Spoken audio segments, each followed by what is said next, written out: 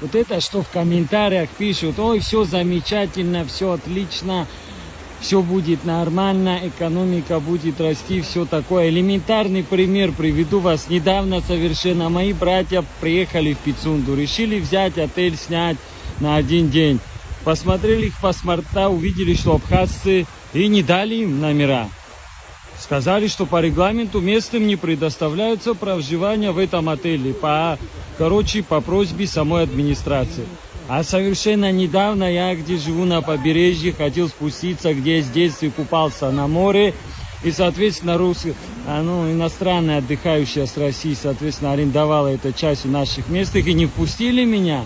Я с ней полчаса вел этот диалог, в итоге с местными связался, говорят, так-то, брат, мы сдали в аренду, и там уже на сезон ее права. То есть уже происходит экспансия, чтобы вы понимали.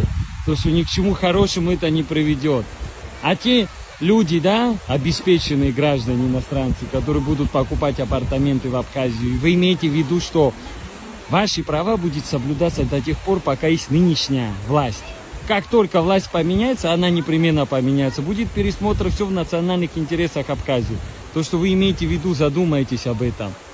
Вы что думаете, вы будете там отдыхать, наслаждаться жизнью, а народ озлобленный, там будет нищенство, так не пойдет. Пересмотр всех этих будут законов, которые сейчас принимает власть. Имейте в виду, прежде чем куда-то вкладываться.